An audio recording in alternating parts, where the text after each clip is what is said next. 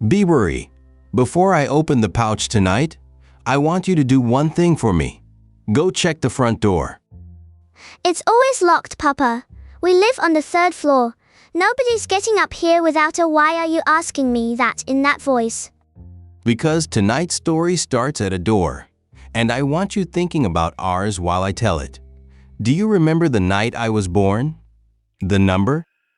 4.5 kilograms. I think about it weekly.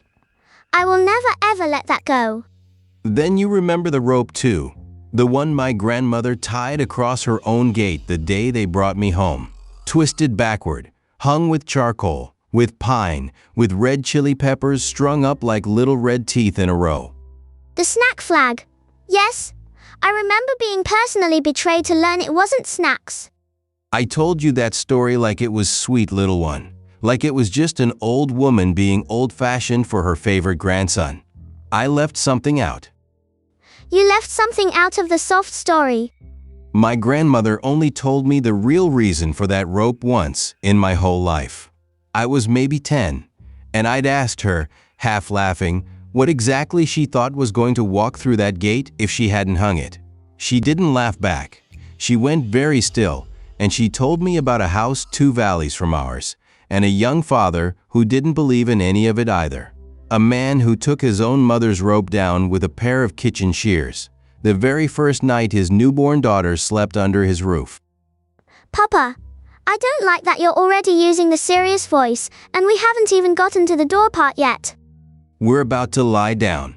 BBuri, I'm going to tell you exactly what came looking once that rope was gone, and exactly how far it got before anyone stopped it.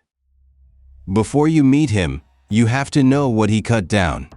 Because nothing that happens after will make sense unless you can read that gate the way the whole village could, at a glance, from the far end of the road. We have a word for it. BBuri, geumjul, the rope of stay back. A normal rope twists one direction, the way your leash winds round and round in your mouth when you're being a menace. My grandmother's rope twisted the other way. Wrong on purpose. Wrong enough that a stranger passing by would stop and think something happened in that house. Then came the charcoal, black and ugly, hung to say something unclean has just happened here. Keep your distance. Then green pine, alive even in the dead of winter, to say new life lives in this house, and we intend to keep it that way. And then the part you actually liked, the red chili peppers, bright enough to see from the far end of the road. They said one very specific thing. A boy, a girl would have gotten strips of seaweed paper instead. No peppers at all. So, the whole rope was just a sign. A sign made out of vegetables and a stick that says baby boy stay out, and everyone in the whole village just read it. Without one single word spoken. Without one word, little one. That's the entire reason it worked. It never had to convince anyone of anything. It only had to be seen. Okay, but stay out from who? People don't usually need a magic rope to keep the neighbors from knocking too early. That's exactly the right question. Hold on to it, because that rope was never really for the neighbors. The man's name was Jihoon, 32 years old, the kind of man who fixes everything with logic, because logic had never once let him down. He worked with computers in the city, and he believed, truly believed, that anything that couldn't be measured simply wasn't real. Ghosts, curses, ropes hung with vegetables. To him, those were just the names frightened people gave to things they hadn't gotten around to explaining yet. I like him already. He sounds like he'd be very fun to prove wrong. Just wait. When his wife was carrying their first child, they did what a lot of young families do. They left the noise of the city for a house with a yard. Room enough for a child to run. They found one at the foot of a mountain. 40 years old, quiet, green, the air clean enough to taste, but behind the house where the land sloped up into the trees was a stretch of forest nobody had walked into for longer than anyone in the village could remember. Beautiful by daylight, and the moment the sun dropped behind that ridge, its shadow didn't simply fall across the house. BBuri, it poured over it, swallowed the whole yard whole, gate to door, every single night, an hour before anywhere else on the road went dark. That's the kind of detail you put in a real estate listing right before nobody buys the house. The baby came that autumn, a daughter. They named her Jihoon. And when his wife was finally well enough to leave the recovery center, Jihoon carried his new daughter out of the car toward their own front gate. And there it was. His mother had gone ahead of them and tied it herself. The backward rope, the charcoal, the pine, and the chili peppers red as anything, even though the baby in his arms was a girl, not a boy. Wait, the peppers are the boy sign. Why is his mother hanging boy peppers over a girl baby's gate? Good catch, little one. Hold that thought too. Jihoon didn't even notice the mismatch. All he saw was a hideous, smelly old rope strung across his brand new front gate, where every neighbor on the street would see it, and his face went hot with embarrassment. He reached straight for it, right there in the driveway, to tear it down. And his mother, his own mother, slapped his hand away from it, like he'd reached into open fire. "Don't touch it," she said. "Don't you dare touch it." Her voice wasn't annoyed, BBuri. It was afraid, in a way he had never once heard from her in his whole life. "Do you understand what's behind this house? That slope, that shade that never burns off by noon, that's the deepest kind of dead ground there is. The kind of place that's been hungry and waiting longer than this house has even stood here." Papa, your impression voice is doing the bad thing again. Right now, inside that house, there is a smell that travels a mountain away on a night like this. The smell of birth, blood, and milk, and a brand new life that hasn't been claimed by anything yet. To us, this house just smells like home. To the things out there tonight, it is lit up like the only window for miles, a feast with the porch light left on. She told him the backward twist was meant to make the path to that door look wrong to anything that came looking for it. The charcoal was a wall, and the peppers, she said, were not decoration in the slightest. They were fire, the reddest, angriest kind there is, hung up high enough to burn the eyes and scorch the nose of anything that dared come close enough to smell what was sleeping inside. 21 days, she said. Not one thread comes down before 21 days. Not for embarrassment, not for anybody's opinion of how this house looks from the road. And he still didn't believe one word of it. Not one word. He thanked her for coming, walked her to a taxi home, and that night, once his wife and Jihoon were both finally asleep, he went out to the gate himself with the kitchen shears. He cut it in 3 places. The rope, the charcoal, the peppers, all of it went straight into the trash, and he locked the door behind him, satisfied that his home finally looked, to anyone passing by, like a normal house. He had no way of knowing that the thing he'd just taken down had been the only wall that house ever had. It began small, BBuri. The kind of small you almost talk yourself out of. 2 nights later, Jihoon came home from work and caught a smell in the front hallway. Not garbage, not the drain. Something closer to wet fur and river mud. The kind that's been rotting in standing water for a week straight. He asked his wife about it. She only said the whole house smelled strange to her now, with the baby, and went back to feeding Jihoon. That's not a baby smell, Papa. That's a swamp smell. Papa, that is a swamp smell. The 3rd night, he was working late on the living room couch. His wife and the baby were both asleep, Jihoon in her own crib, just down the hall. And on the table in front of him sat the little black and white baby monitor, glowing, showing him the nursery in grainy night vision.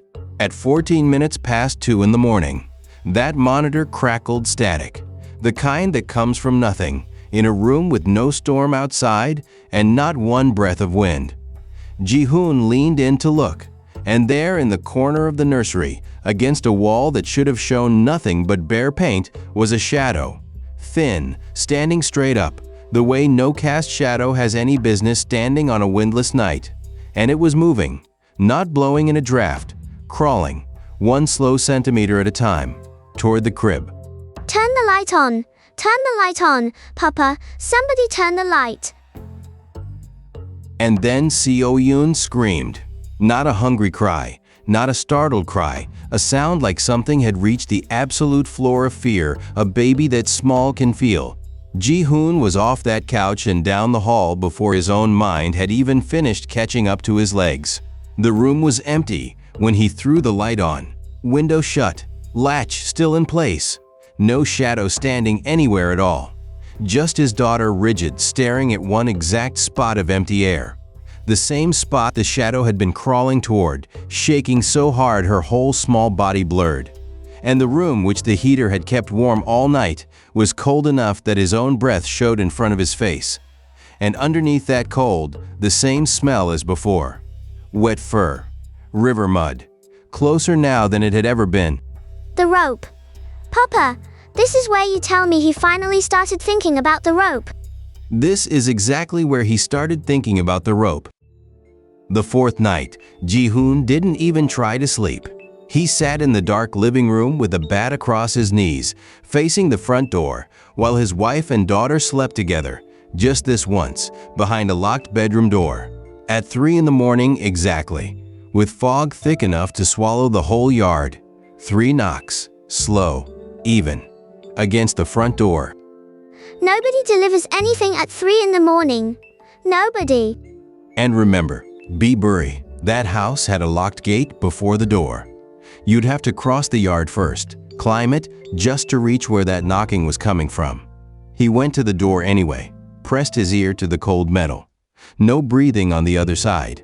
No sound at all, between the knocks. He looked through the peephole and saw nothing.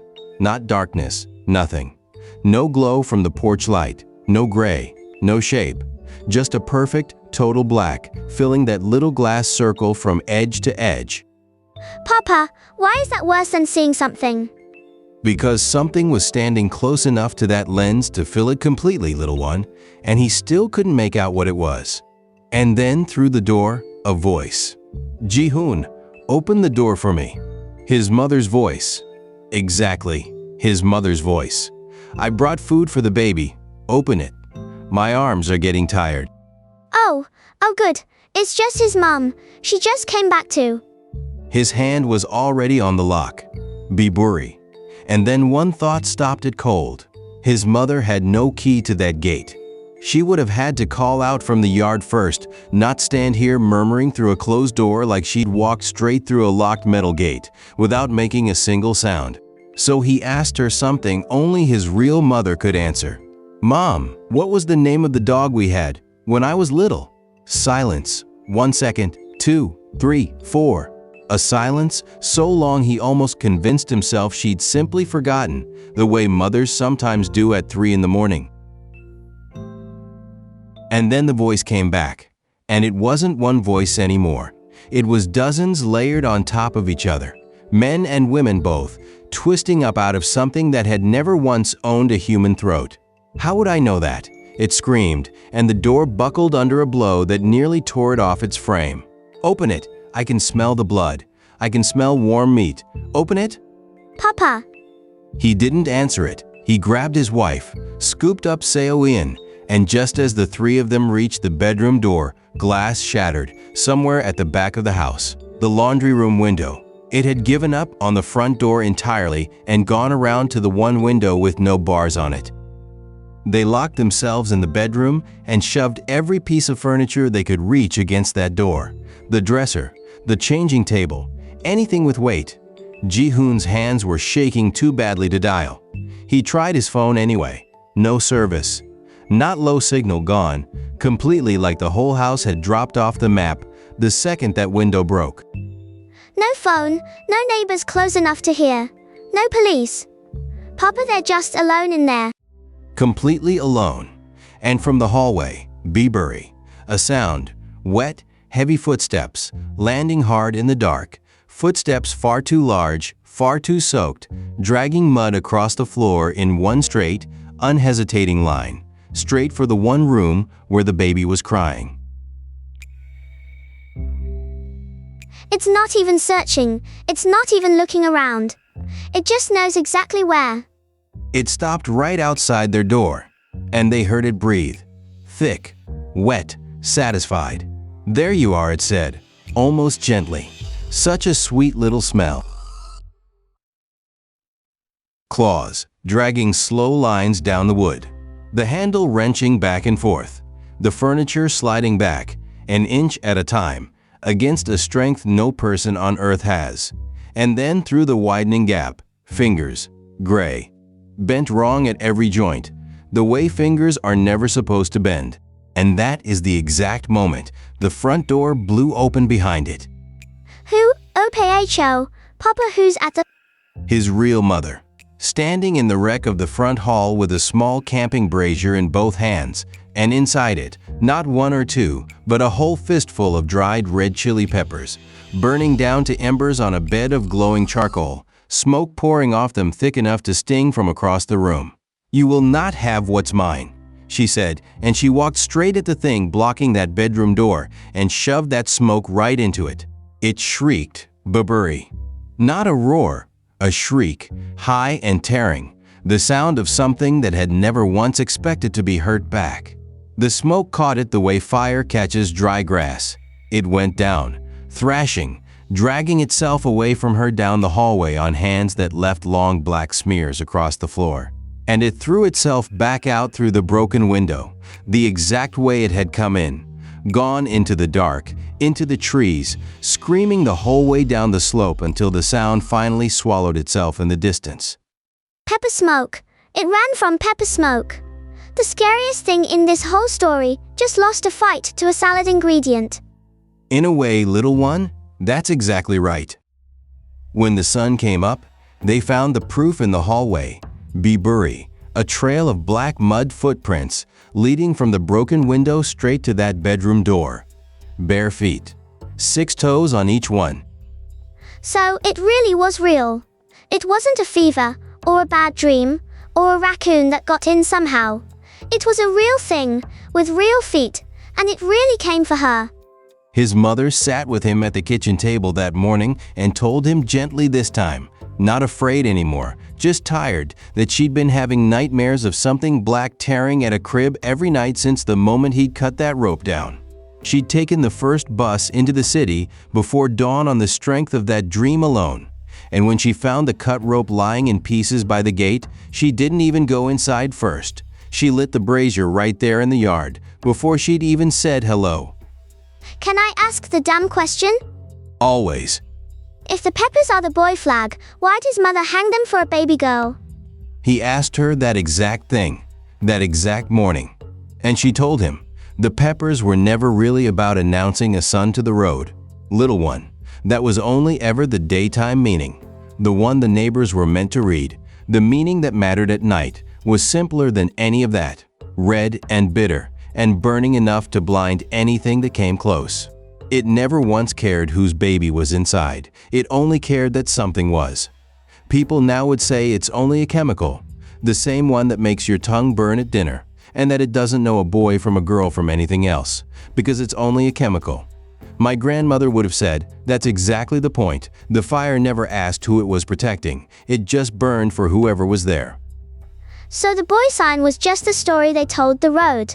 But the fire underneath it never had a gender at all. It was just fire, for anybody's baby. That's it, exactly. They moved into an apartment in the city within the month. Steel door, double lock, 11th floor.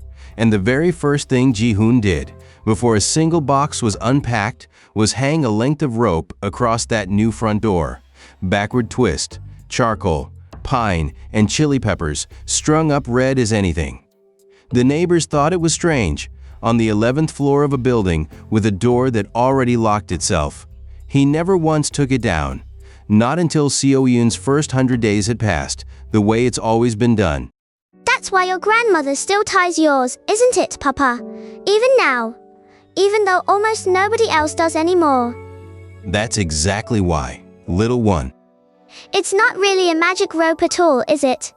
It's just the only way some people ever had to say, I will stand at this exact door and burn for you, before anybody invented a better way of saying it. I've never once heard it put that way, BBuri. But yes, I think that's exactly what it always was. Night, Papa. Tell your grandmother I'm glad she never stopped being old-fashioned, and I am still not over 4.5 kilograms. Good night, BBuri, geumjul. That's still the word. older than the lock on our own door, older than any of us, and it only ever meant the one thing it meant the night I was born. Someone worth burning for is in here.